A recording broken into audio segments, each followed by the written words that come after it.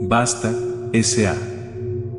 Stephen King. Audiocuento editado por Juan Pablo Flores Montaño. Para Cuentos Extraños. Weird Tales. Basta, S.A. Morrison esperaba a alguien que había quedado retrasado por el atascamiento del tráfico aéreo sobre el aeropuerto Canary, cuando vio una cara conocida en el extremo de la barra y se encaminó a su encuentro. ¿Jimmy? ¿Jimmy McCann? Era él. Estaba un poco más gordo que cuando Morrison lo había visto el año anterior en la exposición de Atlanta, pero por lo demás tenía muy buen aspecto. En la universidad había sido un fumador empedernido, flaco y pálido, oculto detrás de unas gafas con armazón de carey. Aparentemente las había trocado por lentes de contacto. ¿Dick Morrison? Sí. Tienes un aspecto estupendo. Le tendió la mano e intercambiaron un apretón. Tú también, respondió McCann, pero Morrison sabía que era mentira. Últimamente trabajaba demasiado, comía demasiado y fumaba demasiado. ¿Qué vas a beber? Whisky y bitter, dijo Morrison. Se sentó sobre un taburete, rodeándolo con las piernas, y encendió un cigarrillo. ¿Esperas a alguien, Jimmy? No, voy a una conferencia en Miami. Un cliente importante. Nos compra 6 millones. Se supone que debo tratarlo con cuidado porque perdimos una cuenta importante para la próxima primavera. ¿Sigues con Krager y Barton? Ahora soy vicepresidente ejecutivo. Fantástico. Te felicito. ¿Cuándo sucedió todo esto? Intentó convencerme de que el gusanillo de la envidia que le carcomía el estómago no era más que un problema de acidez. Sacó un tubo de píldoras antiácidas y trituró una entre los dientes. En agosto pasado, sucedió algo que transformó mi vida. Miró a Morrison en forma inquisitiva y sorbió el contenido de su vaso. Tal vez te interesará. Dios mío, pensó Morrison con un respingo interior. Jimmy McCann se ha hecho religioso. Claro que sí, asintió, y vació su vaso de un trago cuando se lo sirvieron. No me encontraba muy bien, explicó McCann. Problemas personales con Sharon, mi padre murió de un infarto, y yo empecé a tener unos accesos de tos espasmódica. Un día Bobby Krager pasó por mi oficina y me endilgó un sermón paternal. ¿Recuerdas cómo son? Sí. Morrison había trabajado 18 meses en Krager y Barton, antes de pasar a la Morton Agency. O entras en razón o te ponen de patitas en la calle. McCann se rió. Eso es. Bien, para rematarlo, el médico me dijo que tenía un principio de úlcera. Me ordenó que dejara de fumar. McCann hizo una mueca. Me habría resultado más fácil dejar de respirar. Morrison hizo un ademán de neto asentimiento. Los no fumadores podían permitirse el lujo de ser petulantes. Miró con disgusto su propio cigarrillo y lo aplastó, seguro de que encendería otro al cabo de 5 minutos. ¿Lo dejaste? Preguntó. Sí, lo dejé. Principio pensé que no podría. Hacía trampas como un loco. Hasta que conocí a un tipo que me aconsejó visitar un instituto de 46th Street. Especialistas. Me dijo que no tenía nada que perder y fui. Desde entonces no he vuelto a fumar. A Morrison se le desencajaron los ojos. ¿Qué hicieron? ¿Te inyectaron una droga? No. Había sacado la billetera y hurgaba en su interior. Aquí está. Sabía que tenía una conmigo. Depositó sobre la barra, entre ellos, una tarjeta comercial. Basta, S.A. No se haga humo. 237 East 46th Street. Pida hora para su tratamiento. Quédatela, si quieres, dijo McCann. Te curarán. Te lo garantizo. ¿Cómo? No puedo contártelo. ¿Por qué no? Eso forma parte del contrato que te hacen firmar. De todos modos, durante la entrevista te explican cómo es el sistema. ¿Firmaste un contrato? McCann hizo un ademán de asentimiento. ¿Y sobre esa base? Sí. Le sonrió a Morrison, que pensó, bien, ha sucedido. Jem McCann se ha sumado a las filas de los estúpidos petulantes. ¿Por qué el secreto, si el instituto es tan fantástico? ¿Por qué nunca he visto publicidad en la TV, ni carteles, ni anuncios en las revistas?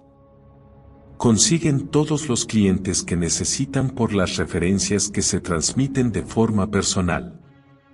Tú trabajas en publicidad, Jemmy. No puedes creer eso. Lo creo, insistió McCann.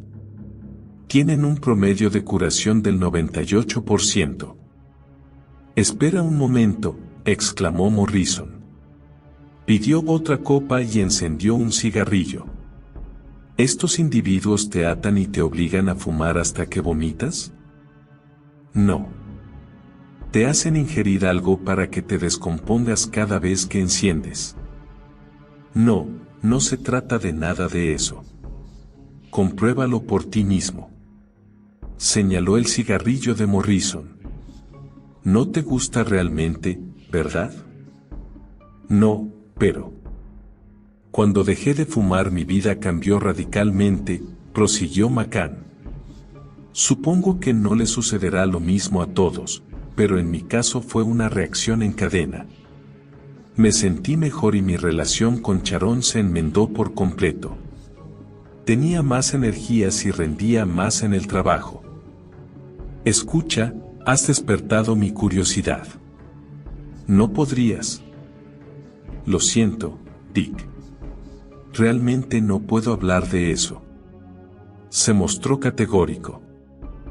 ¿Aumentaste de peso? Por un momento le pareció que Jemmy McCann tenía un talante casi lúgubre. Sí. En verdad me excedí. Pero volví a adelgazar. Ahora tengo el peso casi justo. Antes era enclenque. Los pasajeros del vuelo 206 deben embarcar por la puerta 9, anunció el altavoz. Ese es mi avión, exclamó McCann, mientras se levantaba. Dejó caer un billete de $5 sobre la barra. Tómate otra copa, si quieres. Y piensa en lo que te he dicho. En serio. Entonces desapareció, abriéndose paso entre la multitud hacia la escalera mecánica. Morrison cogió la tarjeta, la miró con expresión cavilosa, la guardó en su billetera y la olvidó. Un mes más tarde la tarjeta cayó de su billetera sobre otra barra. Había salido temprano de la oficina y había entrado allí para pasar la tarde bebiendo. Las cosas no marchaban bien en la Morgan Agency. En realidad, marchaban terriblemente mal. Le dio a Henry un billete de 10 para pagar la bebida, y después levantó la tarjetita y volvió a leerla, 237 East 46th Street. Estaba a solo 200 metros. Era un día fresco y soleado de octubre, y quizá, para distraerse un poco. Cuando Henry le trajo el cambio, terminó su bebida y salió a caminar. Basta, S.A., se hallaba en un nuevo edificio donde el alquiler mensual de las oficinas debía ser equivalente al sueldo anual de Morrison. A juzgar por el tablero con la nómina de empresas que se exhibía en el vestíbulo, sus oficinas ocupaban toda una planta. Y esto era un testimonio de riqueza. Mucha riqueza. Subió en el ascensor y desembocó en un recinto suntuosamente alfombrado, de donde pasó a una sala de recepción decorada con excelente gusto, y con un amplio ventanal desde donde se veían los insectos que se desplazaban velozmente por la calle. 3 hombres y una mujer ocupaban las sillas alineadas a lo largo de las paredes, y estaban leyendo revistas. Todos tenían porte de ejecutivos. Morrison se acercó al escritorio. Un amigo me dio esto, explicó, entregándole la tarjeta a la secretaria. Supongo que se podría decir que fue un alumno del instituto. La joven sonrió e introdujo un formulario en la máquina de escribir. ¿Su nombre, señor? Richard Morrison. Clac claqueti clac. Pero un tecleo muy apagado. La máquina era una IBM. ¿Su domicilio? 29 Maple Lane, Clinton, Nueva York. ¿Casado? Sí. ¿Hijos? 1. Pensó en Alvin y frunció ligeramente el ceño. 1 no era el término preciso. Habría sido más correcto decir, medio. Su hijo era retrasado mental y estaba internado en una escuela especial en New Jersey. ¿Quién lo ha recomendado, señor Morrison? Un viejo condiscípulo. James McCann. Muy bien. ¿Quiere sentarse y esperar un momento? Este ha sido un día muy ajetreado. De acuerdo. Se sentó entre la mujer, que usaba un severo traje sastre azul, y un joven ejecutivo de americana espigada y patillas a la moda.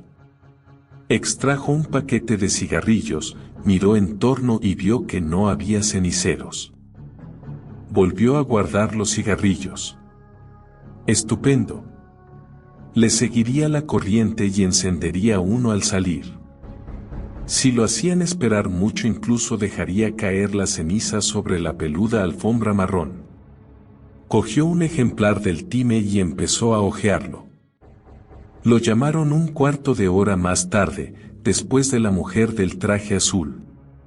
Su centro nicotínico ya estaba clamando a gritos.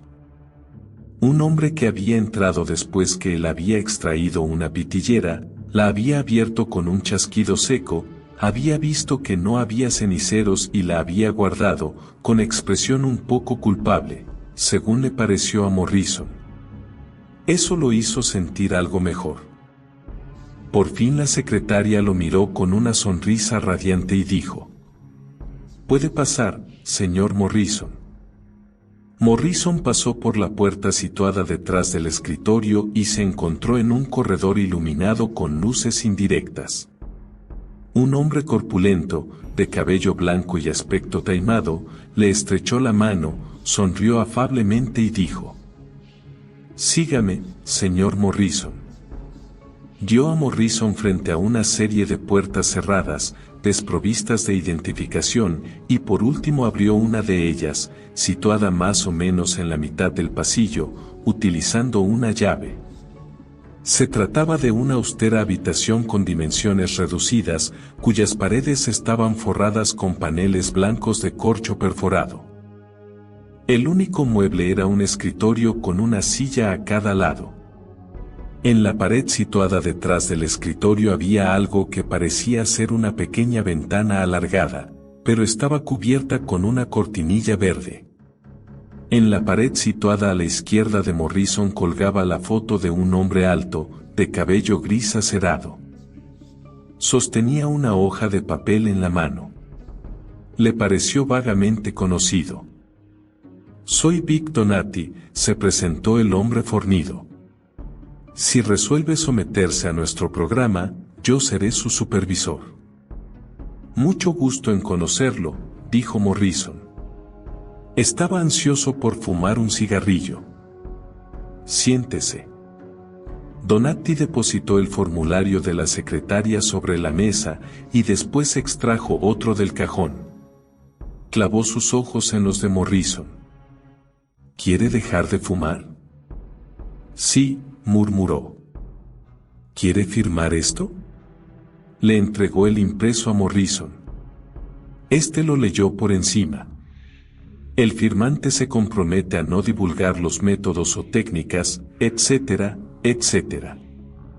Por supuesto, asintió, y Donati le colocó una estilográfica en la mano. Garabateó su nombre y Donati firmó abajo. Un momento después el papel desapareció en el cajón de la mesa. Bien, pensó Morrison irónicamente, he prestado juramento. No era el primero. Una vez había aguantado 2 días íntegros. Correcto, dijo Donati. Aquí no nos molestamos en hacer propaganda, señor Morrison. Ni en formular preguntas sobre su estado de salud, su presupuesto o su condición social.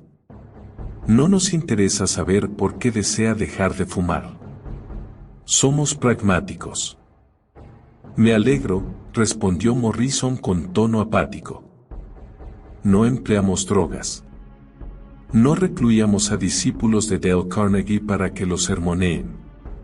No recomendamos ninguna dieta especial. Y no aceptamos dinero hasta que ha transcurrido 1 año de que ha abandonado el vicio. Dios mío, exclamó Morrison. ¿El señor McCann no se lo informó? No. ¿Cómo se encuentra el señor McCann, entre paréntesis? ¿Está bien? Sí. Magnífico. Excelente. Ahora, solo unas pocas preguntas, señor Morrison. Son un poco personales, pero le aseguro que esta información es estrictamente confidencial. Sí. Murmuró Morrison con indiferencia. ¿Cómo se llama su esposa? Lucinda Morrison. Su apellido de soltera era Ramsey. ¿La ama? Morrison levantó bruscamente la vista, pero Donati lo miraba con expresión plácida. Sí, desde luego. ¿Ha tenido problemas conyugales? ¿Alguna separación, quizá? ¿Qué relación tiene esto con el hecho de dejar de fumar? Preguntó Morrison. No había querido reaccionar con tanto enfado, pero deseaba, diablos, necesitaba, un cigarrillo. Tiene mucha relación, contestó Donati. Por favor, sea paciente. No. Nada por el estilo. Aunque últimamente la convivencia había sido un poco difícil. ¿Tiene un solo hijo? Sí. Alvin. Asiste a una escuela privada. ¿Qué escuela? Eso no se lo diré, espetó Morrison con tono hosco. Está bien, asintió Donati afablemente. Desarmó a Morrison con una sonrisa. Todas sus preguntas las contestaré mañana durante la primera sesión del tratamiento. Me alegro, dijo Morrison, y se levantó. Una última pregunta, agregó Donati. Hace más de 1 hora que no fuma. ¿Cómo se siente? Bien, mintió Morrison. Sencillamente bien. Lo felicito. Exclamó Donati. Contorneó el escritorio y abrió la puerta. Disfrute de sus cigarrillos esta noche. A partir de mañana jamás volverá a fumar. ¿De veras? Se lo garantizamos, señor Morrison, afirmó Donati solemnemente. Al día siguiente, a las 3 en punto, estaba sentado en la antesala de Basta, S.A. Había pasado la mayor parte del día preguntándose si faltaría a la cita que le había dado la secretaria al salir, o si concurriría con un espíritu de terca recuperación. Endígueme su mejor discurso, amigo. Al fin, algo que había dicho Jemmy McCann lo indujo a asistir a la entrevista. Sucedió algo que transformó mi vida. Dios sabía que a su vida le vendría bien un cambio. Y además sentía curiosidad. Antes de entrar en el ascensor fumó un cigarrillo hasta el filtro. Si es el último, paciencia, pensó. Tenía un sabor horrible. Esta vez no tuvo que esperar tanto tiempo. Cuando la secretaria lo invitó a entrar, Donati lo estaba esperando. Le tendió la mano y sonrió, y Morrison tuvo la impresión de que esa sonrisa era casi rapaz. Empezó a sentirse un poco tenso y esto le hizo desear un cigarrillo. «Acompáñeme», dijo Donati, y lo guió hasta la pequeña habitación. Volvió a sentarse detrás del escritorio y Morrison ocupó la otra silla. «Me alegro mucho de que haya venido», continuó Donati. «Muchos posibles clientes no vuelven después de la entrevista inicial. Descubren que no tienen interés como creían en dejar de fumar. Será un placer cooperar con usted en esto». «¿Cuándo empieza el tratamiento?» «Hipnosis», pensaba. «Debe de ser hipnosis». «Oh, ya ha empezado». Empezó cuando nos dimos el apretón de manos en el corredor. «¿Lleva cigarrillos encima, señor Morrison?» «Sí». «¿Puede dármelos, por favor?» Morrison se encogió de hombros y le entregó el paquete a Donati. De todos modos solo quedaban 2 o 3. Donati depositó el paquete sobre la mesa. Después, sonriendo, y sin dejar de mirar fijamente a Morrison, cerró el puño y empezó a descargarlo sobre el paquete de cigarrillos, que se arrugó y aplastó. La punta de un cigarrillo roto salió despedida. Se dispersaron las hebras de tabaco. Los puñetazos de Donati retumbaron con fuerza en la habitación cerrada. A pesar de la violencia de sus golpes, la sonrisa seguía estereotipada en su rostro, y le produjo un escalofrío a Morrison. «Quizás es solo el estado de ánimo que quieren inspirar», pensó. Por fin Donati cesó de martillear. Cogió el paquete, triturado y maltrecho. «No creerá cuánto placer me produce esta operación», dijo, y dejó caer el paquete en la papelera. «Incluso después de repetirla durante 3 años, me sigue regocijando». «Como tratamiento deja bastante que desear», comentó Morrison afablemente. «En el vestíbulo de este mismo edificio hay un kiosco de periódicos. Y allí venden todas las marcas». «Como usted diga», respondió Donati. Cruzó las manos. Su hijo, Auden Dos Morrison, está en la escuela Patterson para niños retardados. Nació con una lesión cerebral. Coeficiente intelectual 46. No entra en la categoría de los retardados reeducables. Su esposa. ¿Cómo averiguó eso?, rugió Morrison. Estaba sobresaltado y furioso. «No tiene derecho a meter sus condenadas narices en mí». «Sabemos mucho acerca de usted», prosiguió Donati apaciblemente. «Pero, como dije, todo es estrictamente confidencial. Me iré de aquí», siseó Morrison. Se levantó. «Quédese un poco más». Morrison lo estudió atentamente. Donati no estaba turbado. En verdad, parecía un poco divertido. Su semblante era el de un hombre que había presenciado la misma reacción docenas de veces, centenares, quizá. «Está bien. Pero espero que sepa lo que hace». «Oh, claro que lo sabemos». Donati se repantigó en su asiento. «Le expliqué que somos pragmáticos. En este contexto, tenemos que empezar por comprender hasta qué punto es difícil curar la adicción al tabaco. El índice de recidivas es de casi el 85%. La tasa de recaídas de los adictos a la heroína es menor. Se trata de un problema extraordinario». «Extraordinario». Morrison miró hacia la papelera. Uno de sus cigarrillos, aunque torcido, aún parecía estar en condiciones de ser fumado. Donatti se rió jovialmente, metió la mano en la papelera y lo rompió entre los dedos. A veces alguien propone en las legislaturas de los estados que el sistema carcelario suprima la ración semanal de cigarrillos. Estas mociones son derrotadas invariablemente. En los pocos casos en que fueron aprobadas, se desencadenaron terribles motines. Motines, señor Morrison, ¿qué le parece? No me sorprende, contestó Morrison. Pero piense en las connotaciones.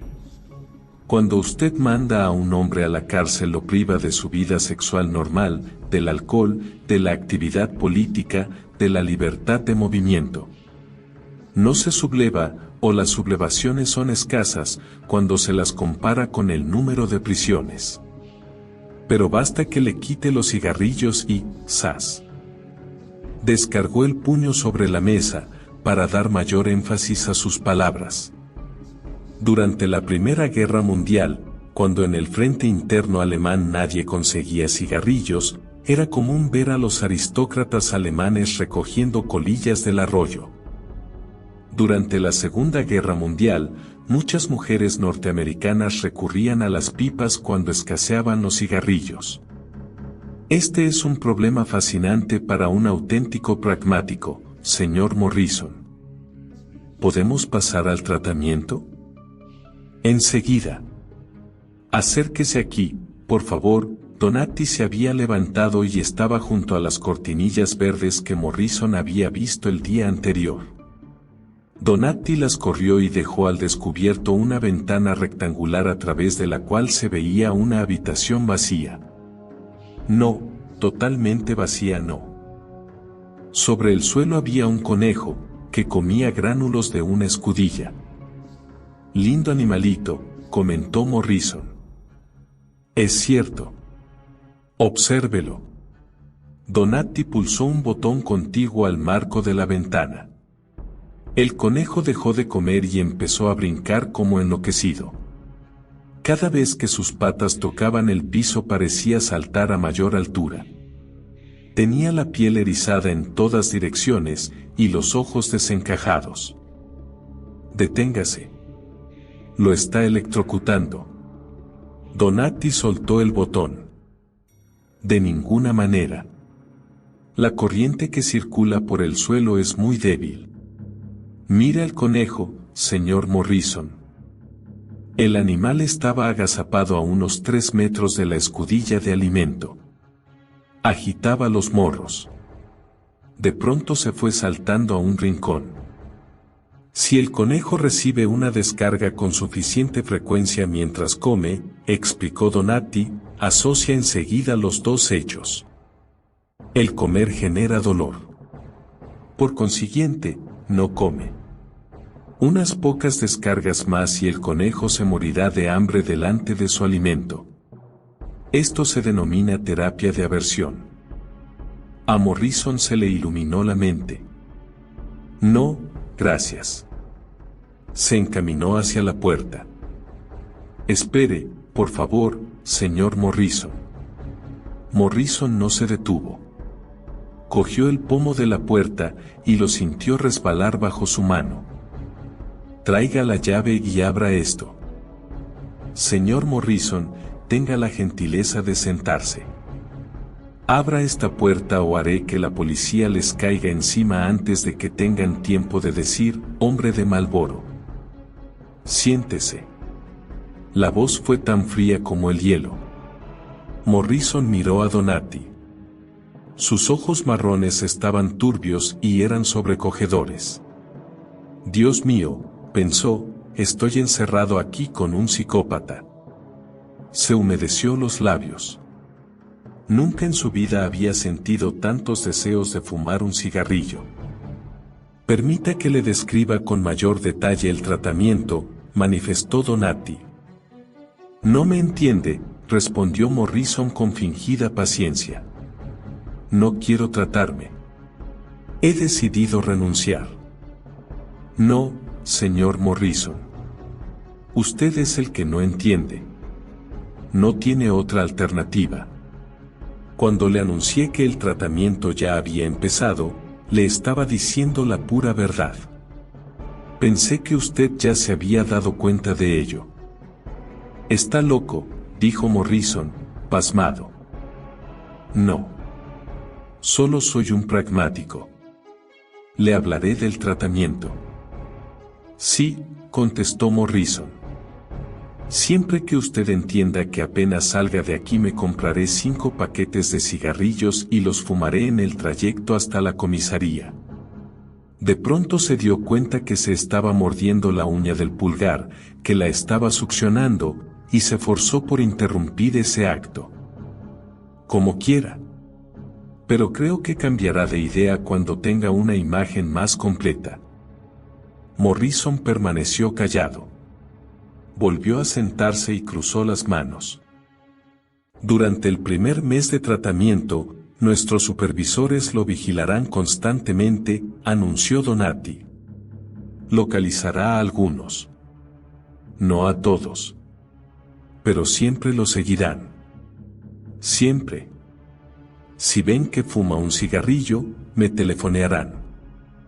Y supongo que usted me traerá aquí y repetirá el viejo truco del conejo, dijo Morrison. Intentaba que su tono fuera frío y sarcástico, pero de pronto se sintió despavorido.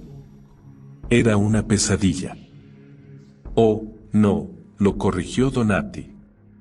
El truco del conejo se lo haremos a su esposa, no a usted. Morrison lo miró estúpidamente. Donati sonrió. Usted, agregó, mirará. Después de que Donati le abrió la puerta, Morrison caminó durante más de 2 horas totalmente aturdido. Era otro día hermoso, pero no le prestó atención. La monstruosidad del rostro sonriente de Donati eclipsaba todo lo demás. Verá, le había dicho, un problema pragmático exige soluciones pragmáticas. Debe darse cuenta de que lo hacemos por su bien.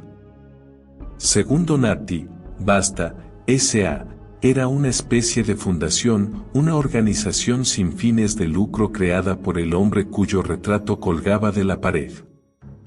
Ese caballero había acumulado una gran fortuna con varias empresas familiares, que abarcaban, entre otras cosas, máquinas tragamonedas, salones de masajes, quinielas, y un comercio activo, aunque clandestino, entre Nueva York y Turquía.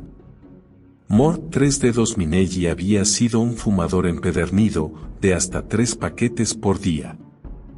El papel que sostenía en la foto era un diagnóstico médico, cáncer de pulmón. Mort había fallecido en 1970, después de dotar a Basta, S.A., con fondos familiares. Procuramos equilibrar las salidas y las entradas en la medida de lo posible, había agregado Donati. Pero lo que más nos interesa es ayudar al prójimo. Y, por supuesto, tenemos ventajas fiscales. El tratamiento era de una sencillez escalofriante. A la primera transgresión, introducirían a Cindy en lo que Donati llamaba, el cuarto del conejo. A la segunda, Morrison recibiría su dosis. A la tercera, los introduciría a los dos juntos. La cuarta transgresión demostraría que existían graves problemas de cooperación que se corregían con medidas mucho más drásticas. Enviarían un agente a la escuela de Alvin para darle una paliza al chico. Imagínese, manifestó Donati, sonriendo, qué horrible sería para el chico. No lo entendería aunque alguien se lo explicara. Solo sabría que lo están castigando porque papá se ha portado mal. Se asustaría mucho. Cerdo asqueroso, exclamó Morrison, impotente. Se sentía al borde del llanto. Sucio hijo de puta inmundo. No me interprete mal, prosiguió Donati. Sonreía con expresión afable. Estoy seguro de que eso nunca sucederá. El 40% de nuestros clientes no han sido castigados nunca. Y solo un 10% ha cometido más de 3 infracciones.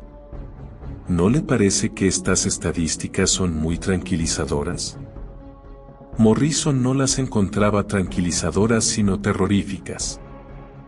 Claro que sí incurre en una quinta transgresión. ¿A qué se refiere? Donati sonrió de oreja a oreja. La habitación para usted y su esposa, una segunda paliza para su hijo y una paliza para su esposa. Morrison, que se hallaba fuera de sí, se abalanzó sobre Donati, pasando por encima del escritorio. Donati se movió con una rapidez que resultaba asombrosa en un hombre que parecía estar totalmente relajado. Deslizó la silla hacia atrás, levantó ambos pies sobre la mesa y los clavó en el estómago de Morrison. Este retrocedió, haciendo arcadas y tosiendo. «Siéntese, señor Morrison», lo exhortó Donati amablemente. «Discutamos todo esto como seres racionales». Cuando por fin recuperó el aliento, Morrison hizo lo que le ordenaban. Las pesadillas tenían que terminar alguna vez, ¿verdad? Donati siguió explicando que Basta, S.A., operaba con una escala de castigos de 10 intensidades. La sexta, la séptima y la octava consistían en nuevas incursiones en el cuarto de los conejos, con mayor voltaje y en palizas más violentas. La novena intensidad consistiría en fracturarle los brazos a su hijo. ¿Y la décima?, preguntó Morrison, con la boca seca. Donati meneó la cabeza tristemente. Llegados a ese punto nos damos por vencidos, señor Morrison. Usted entra a formar parte del 2% de incorregibles. ¿Se dan realmente por vencidos? Es una manera de decir. Abrió uno de los cajones del escritorio y depositó sobre la mesa una 45 con silenciador. Sonrió mirando a los ojos de Morrison. Pero ni siquiera el 2% de incorregibles vuelve a fumar. Se lo garantizamos. La película del viernes por la noche era Bullitt, una de las favoritas de Cindy, pero después de aguantar durante una hora los movimientos impacientes y los refunfuños de Morrison, no pudo seguir concentrándose. ¿Qué te sucede?, le preguntó, mientras pasaban la carta de ajuste del canal. Nada, todo, gruñó él. He dejado de fumar. Cindy rió. ¿Desde cuándo? ¿Desde hace 5 minutos? Desde las 3 de la tarde. ¿Verdaderamente no has fumado desde entonces? No, respondió Morrison, y empezó a mordisquearse la uña del pulgar. Estaba mellada, roída hasta la cutícula. Es fantástico. ¿Qué fue lo que te hizo tomar semejante decisión? Lo hice por ti, contestó. Por ti, y por Alvin. Los ojos de Cindy se dilataron, y cuando se reanudó la proyección de la película no lo notó. Dick no mencionaba casi nunca a su hijo retrasado. Se acercó a él, observó el cenicero vacío junto a su mano derecha, y luego lo miró a los ojos. ¿De veras estás tratando de dejarlo, Dick? ¿De veras? ¿Y si recurriera a la policía?, agregó mentalmente, la pandilla local de gorilas vendría a cambiarte la cara, Cindy. Me alegro. Aunque no lo logres, los dos te agradecemos esta iniciativa, Dick. Oh, creo que lo lograré, afirmó él, pensando en la expresión velada, homicida, que había aparecido en los ojos de Donati cuando le asestó el puntapié en el estómago. Esa noche durmió mal, con un sueño intermitente y sobresaltado. Aproximadamente a las 3 se despertó por completo. Las ansias de fumar un cigarrillo eran intensísimas. Bajó y entró en su estudio. La habitación estaba en el centro de la casa. No tenía ventanas. Abrió el cajón superior del escritorio y miró adentro, fascinado por la caja de cigarrillos. miró en torno y se humedeció los labios. Vigilancia permanente durante el primer mes, había dicho Donati. 18 horas por día durante los 2 siguientes, pero nunca sabría cuáles serían esas 18. Durante el 4.º mes, que era el momento en que la mayoría de los clientes reincidían, el servicio volvería a abarcar las 24 horas del día. Después, 12 horas de vigilancia escalonada cada día, durante el resto del año. ¿Y después? Una cierta vigilancia durante el resto de la vida del cliente. Durante el resto de su vida. Es posible que lo controlemos cada 2 meses, había dicho Donati. O cada 2 días. O durante toda una semana, dentro de 2 años. Lo importante es que usted no lo sabrá. Si fuma, jugará con dados cargados. ¿Estarán vigilando? ¿Estarán llevándose a mi esposa en este mismo momento, o enviando un hombre en busca de mi hijo? Magnífico, ¿no le parece? Y si da una chupada a hurtadillas, tendrá un sabor inmundo. El sabor de la sangre de su hijo.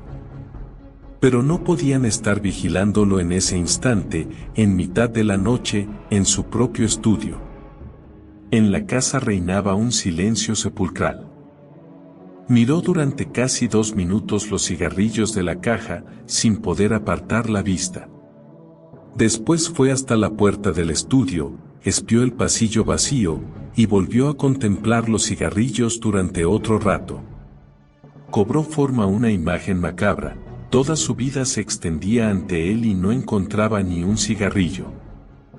En nombre de Dios, ¿cómo podría volver a proponerle una campaña difícil a un cliente desconfiado, sin un cigarrillo consumiéndose plácidamente entre sus dedos mientras él movilizaba los gráficos y los diseños?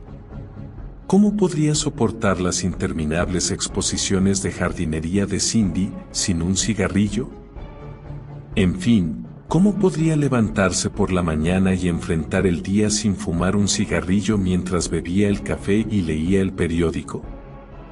Se maldijo por haberse metido en ese embrollo. Maldijo a Donati. Y maldijo, sobre todo, a Jemmy McCann. ¿Cómo podía haberle hecho eso?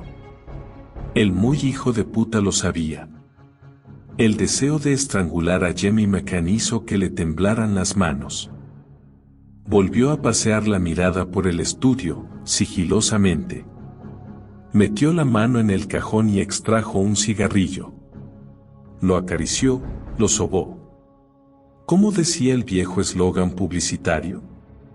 Tan redondeado, tan firme, tan compacto. Nunca había oído una mayor verdad. Se llevó el cigarrillo a la boca y después se detuvo, con la cabeza inclinada. ¿Había oído un ruidito en el armario? ¿Un ligero desplazamiento? Claro que no. Pero... otra imagen mental, el conejo brincando demencialmente bajo los efectos de la electricidad. Figurarse a Cindy en ese cuarto. Escuchó atentamente y no oyó nada. Se dijo que le bastaría con acercarse a la puerta del armario y abrirla de un tirón.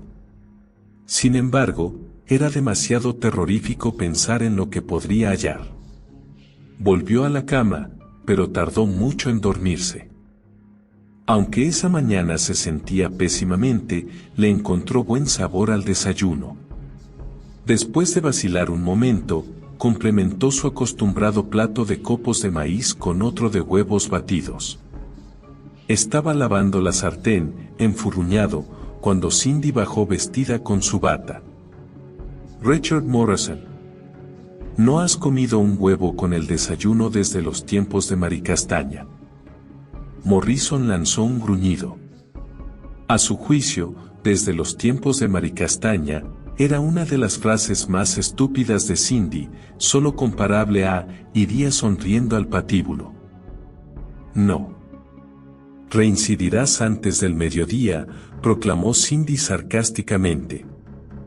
Gracias por la ayuda que me prestas. bramó él, enardecido.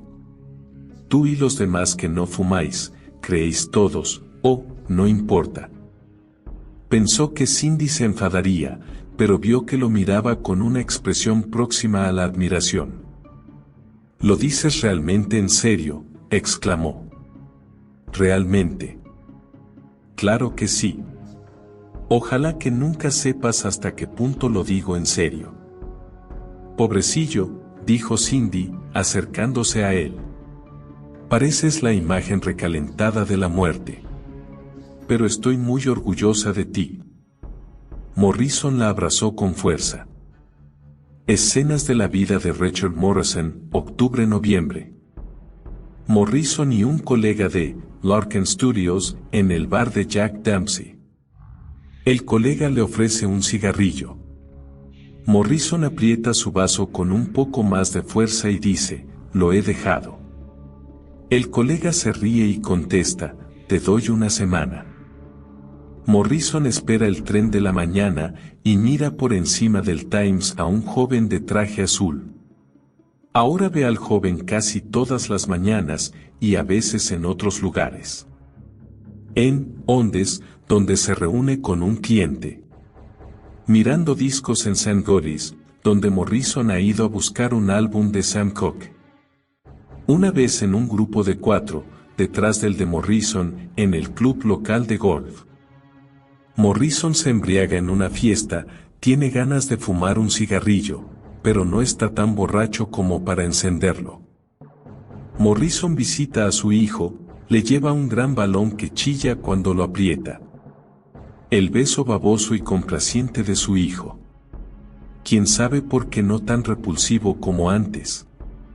Abraza con fuerza a su hijo y descubre lo que Donati y sus colegas han comprendido con tanto cinismo antes que él, que al fin y al cabo la droga más perniciosa es el amor. Los románticos pueden seguir debatiendo su existencia. Los pragmáticos lo aceptan y lo utilizan. Morrison pierde poco a poco la compulsión física de fumar, pero no se libra por completo del anhelo psicológico, ni de la necesidad de tener algo en la boca, pastillas contra la tos, caramelos, un mondadientes. Sustitutos insuficientes, todos ellos. Y, finalmente, Morrison detenido en el Midtown Tunnel en un atasco de tráfico de increíbles proporciones. Oscuridad. Estridencia de claxons. Atmósfera pestilente. El tráfico irremisiblemente embotellado. Y de pronto, abre la guantera y ve un paquete de cigarrillos parcialmente abierto. Los miró un momento y luego cogió uno y lo prendió con el encendedor del tablero de instrumentos. Si sucede algo, la culpa será de Cindy, se dijo con ánimo desafiante. Le había ordenado que se deshiciera de todos los malditos cigarrillos. La primera chupada le hizo toser convulsivamente el humo. La segunda lo hizo lagrimear. La tercera lo hizo sentirse ligero y mareado. Tiene un sabor inmundo, pensó. E inmediatamente después, ¿qué estoy haciendo? Los claxons sonaron impacientemente detrás de él. Delante, la columna de vehículos se había puesto nuevamente en marcha. Aplastó la colilla en el cenicero, abrió las dos ventanillas delanteras y las aletas de ventilación y después abanicó impotentemente el aire como un chico que acaba de hacer correr por el inodoro su primer cigarrillo. Su coche siguió a los otros con una serie de sacudidas espasmódicas y condujo hasta su casa. Cindy, exclamó. Ya he llegado. Silencio. ¿Cindy? ¿Dónde estás, cariño? Sonó el teléfono y él se abalanzó sobre el aparato.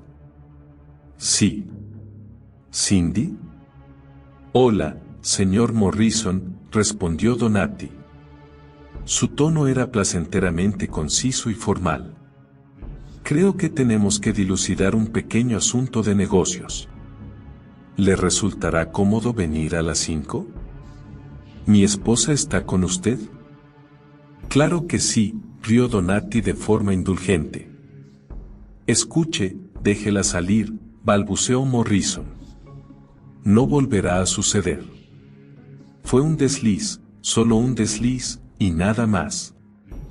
Solo le di 3 chupadas y le juro que ni siquiera sabía bien. ¡Qué lástima! ¿Lo espero a las 5, entonces? Por favor, suplicó Morrison, al borde del llanto. Por favor. Estaba hablándole a un teléfono incomunicado. A las 5 de la tarde la antesala estaba desierta, con excepción de la secretaria que le dedicó a Morrison una sonrisa rutilante sin hacer caso de su palidez y su desaliño. «¿Señor Donati?», dijo la secretaria por el interfono. «El señor Morrison ha venido a verle», le hizo un ademán con la cabeza a Morrison. «¿Puede pasar?». Donati lo esperaba frente a la habitación no identificada, acompañado por un hombre que ostentaba la camiseta con la leyenda Sonría y empuñaba una 38. Tenía la complexión de un gorila. «Escuche», le dijo Morrison a Donati. «Podemos llegar a una transacción, ¿verdad? Le pagaré». «Cierre el pico», espetó el hombre de la camiseta con la leyenda Sonría. «Me alegra verlo», manifestó Donati. «Aunque lamento que sea en una circunstancia tan penosa. ¿Quiere acompañarme? Lo abreviaremos lo más posible. Le aseguro que a su esposa no le ocurrirá nada malo, esta vez». Morrison se preparó para abalanzarse sobre Donati. «Vamos, vamos», exclamó Donati, con expresión fastidiada. «Si hace eso, mi amigo Yank le dará una paliza y su esposa recibirá igualmente las descargas. ¿Qué beneficio podría reportarle eso? Ojalá se pudra en el infierno», siseó Morrison. Donati suspiró. «Si me hubieran dado 5 céntimos por cada vez que alguien ha enunciado ese mismo deseo, ya podría jubilarme. Que esto le sirva de lección, señor Morrison. Cuando un romántico trata de hacer una buena obra y fracasa, le dan una medalla. Cuando un pragmático tiene éxito, lo mandan al infierno. ¿Vamos?». Yank hizo una seña con la pistola. Morrison entró en la habitación, delante de ellos. Se sentía aturdido. Habían corrido la cortinilla verde. Yank lo empujó con el cañón del arma. Así debían de sentirse quienes presenciaban lo que ocurría en las cámaras de gas, pensó. Miró hacia adentro. Cindy estaba allí, y miraba azorada en torno. «Cindy», gritó Morrison angustiado. «Cindy, ellos». «No puede oírlo ni verlo», le informó Donati. «El cristal es transparente en una sola dirección». «Bien, terminemos con esto. En realidad solo fue un desliz insignificante. Creo que bastarán 30 segundos. Yank».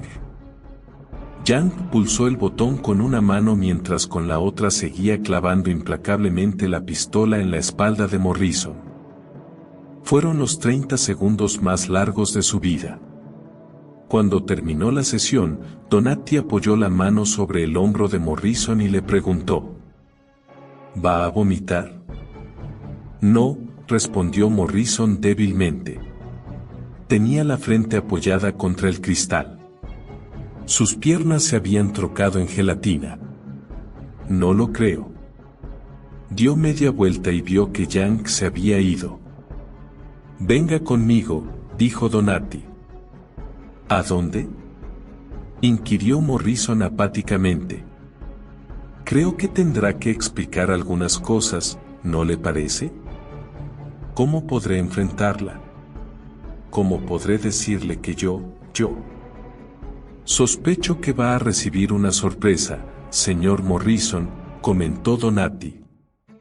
En la habitación solo había un sofá. Cindy estaba sentada en él, sacudida por sollozos impotentes. Cindy, le dijo suavemente. Ella levantó la vista, con los ojos dilatados por las lágrimas. Dick. Oh. Oh, Dios, Morrison la abrazó con fuerza. 2 hombres, balbuceó ella contra su pecho. En la casa. Al principio pensé que eran ladrones y después pensé que me iban a violar y después me llevaron a un lugar con los ojos vendados oh, fue horrible. Esa chachach, dijo él. Esa chachach. ¿Pero por qué? Preguntó Cindy, alzando la vista. ¿Por qué me? Por mí, contestó él. Debo contarte una historia, Cindy. Cuando Morrison concluyó, permaneció un momento callado y después agregó. Supongo que me odias. No te culparé por ello. Morrison tenía la mirada clavada en el piso y Cindy le cogió el rostro entre las manos y lo volvió hacia el de ella. No, murmuró. No te odio. Vale la pena, prosiguió Cindy. Bendita sea esta gente. Te han sacado de una prisión. Él la miró, enmudecido por la sorpresa. ¿Lo dices en serio? Sí, contestó Cindy, y lo besó. ¿Ahora podemos volver a casa? Me siento mucho mejor. Mejor que nunca. El teléfono sonó una tarde, una semana más tarde, y cuando Morrison reconoció la voz de Donati, dijo: sus hombres se equivocan. Ni siquiera me he acercado a un cigarrillo. Lo sabemos. Tenemos que conversar con usted sobre una última cuestión. Entre paréntesis, le felicito por su ascenso. ¿Cómo se enteró? Nos mantenemos informados, respondió Donati con tono indiferente, y cortó. Cuando entraron en la pequeña habitación, Donati dijo: no se ponga tan nervioso. Nadie va a morderlo. Suba ahí, por favor. Morrison vio una balanza de baño. Escuche, he aumentado un poco de peso, pero... sí, es lo que le sucede al 73% de nuestros clientes. Suba, por favor. Morrison subió, y la aguja de la balanza señaló 87 kilos. Correcto. Ya puede bajar. ¿Cuánto mide, señor Morrison? 1,80 m. Muy bien, veamos. Extrajo de su bolsillo delantero una tarjetilla plastificada. Oh, no está tan mal. Le daré una receta para unas píldoras dietéticas muy ilegales. Utilícelas con moderación y ciñéndose a las instrucciones. Y fijará su peso máximo en, veamos, volvió a consultar la tarjeta. 91 kilos, ¿qué le parece? Y puesto que hoy es 1 de diciembre, lo esperaré todos los primeros de mes, para controlar su peso. Si no puede venir, no se preocupe. Bastará con que nos telefonee por anticipado. ¿Y qué sucederá si me excedo de los 91? Donati sonrió. Enviaremos a alguien a su casa para que le corte el dedo meñique a su esposa, sonrió. Puede salir por esa puerta, señor Morrison. Le deseo un buen día. 8 meses más tarde. Morrison se encuentra en el bar de Dempsey con su colega de los Larkin Studios. Morrison se mantiene en lo que Cindy llama orgullosamente su peso de batalla, 85 kilos. Hace gimnasia 3 veces por semana y está en perfectas condiciones físicas. En cambio, su colega de Larkin parece un despojo traído por el gato. Colega, Jesús, ¿cómo conseguiste dejar de fumar? Yo estoy prisionero de este maldito vicio. El colega aplasta el cigarrillo con auténtica repulsión y vacía su whisky. Morrison lo mira pensativamente y luego extrae de la billetera una tarjetita comercial blanca. La deposita sobre la barra, entre ellos. «Sabes», dice, «estos tipos cambiaron mi vida». 12 meses más tarde, Morrison recibe una factura por correo. La factura dice: Basta, S.A. 237 East 46th Street, Nueva York, NY1GG17. Un tratamiento. Asesor, Víctor Donati. Electricidad. Total, rogamos abonar esta suma. $2.500,00. $2.500,00. 0,50 pesos. $5.000,50. Hijos de puta, ruge. Me cobraron la electricidad que usaron para. Paga y cállate, dice ella, y lo besa. 20 meses más tarde, Morrison y su esposa se encuentran por casualidad con Jemmy McCann, señora, en el Halland Hess Theater. Hacen las presentaciones. Jimmy está tan rozagante como aquel día, hace tanto tiempo, en la terminal del aeropuerto. O está aún mejor. Morrison no conocía a su esposa. Es muy bella, con ese encanto rutilante que a veces irradian las muchachas sencillas que son muy felices. Le tiende la mano a Morrison y este se la estrecha.